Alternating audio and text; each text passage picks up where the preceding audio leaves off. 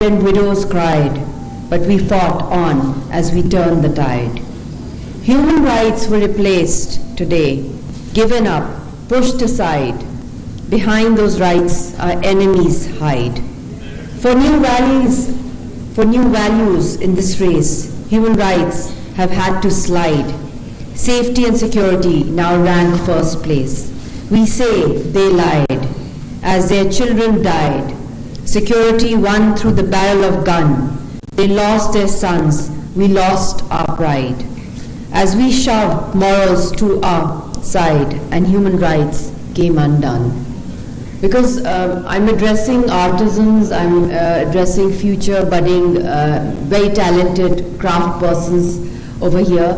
I think it's very important that when we speak about human rights, we should address one of the core principles of humanity, which is the freedom of expression. And especially according to the United Nations Universal Human Rights Charter, every human being, caste, color, or creed is equal, regardless of what area they belong to, their privilege, their underprivilege. We are all equal when it comes to the Universal Declaration of Human Rights. And one of the most powerful tools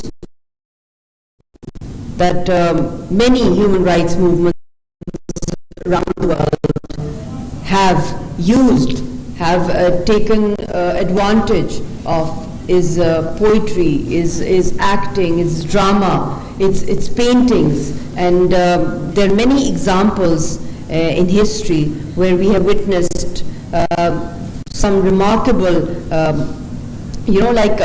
there's a sign of the fist which gives power. It gave many revolutions in the world.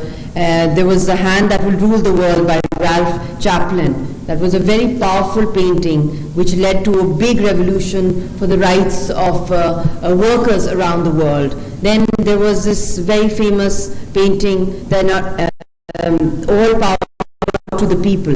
All poems, poetry, and paintings have, even in Kashmir and in Palestine, we have seen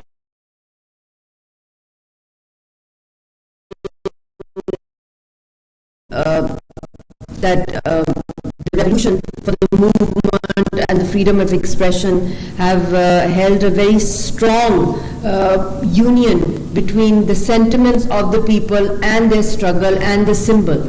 So I think we should never undermine art, that it is only in an individual capacity that we can contribute or we can express our individuality to the world. But when it is joined in collective measures, when art is used for advocacy, when art is used for human rights projection, when art is representing great causes, and that intellectual, artistic contribution towards the society, I think is something which transcends borders. It transcends caste, color, creed. As I said before, you're black, you're yellow, you're white, you're pale, whatever color, whatever nation you belong to. But once you begin, and because you look at music, be it from any country, even if you do not understand that language, but you can feel that sentiment.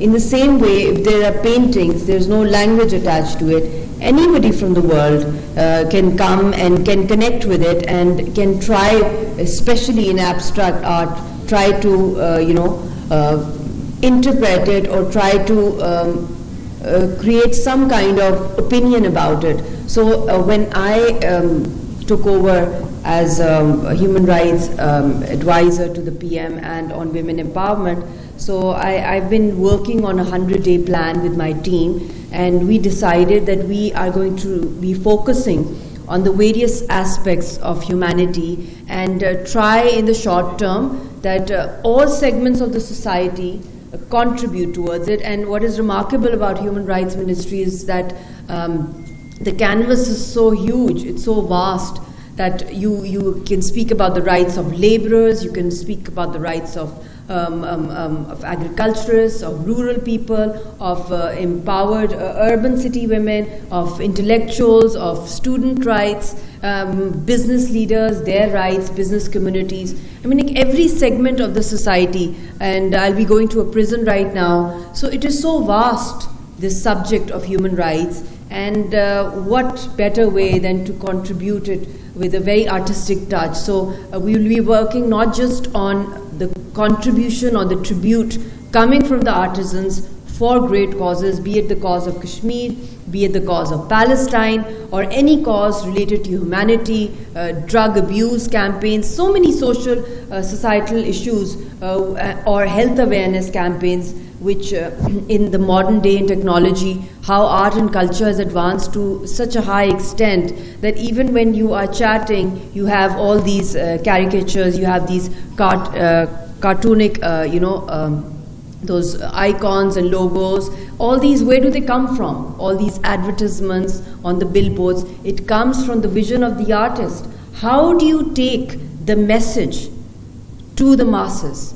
Unless and until it's not attractive, it is not something that is going to catch the public's attention. So these are very powerful tools, marketing tools, innovative tools through which we can really help in creating, for example, for awareness against sexual abuse of children, of rape as a weapon of war being used in Kashmir. And I would be suggesting to the honorable faculty also that through your chair and through the faculty that kindly if you could arrange some kind of caucus or some kind of society over here, establish a human rights society within this Institute of Art and Culture, through which students can, through their artistic talents, they can contribute towards nation building, towards humanity, and especially towards causes which are the most vulnerable in the world right now. And we have witnessed just recently in the past what is happening in Palestine, which was Gaza before, became the West Bank when the State of Israel occupied it, and they became occupiers. And now, when the resistance forces have challenged the occupation of Israel, because Israel is powerful, it has a global influence. So what we are seeing, a lot of peaceful resistance that is going on, and one of the key elements in spreading the message of the Palestinians around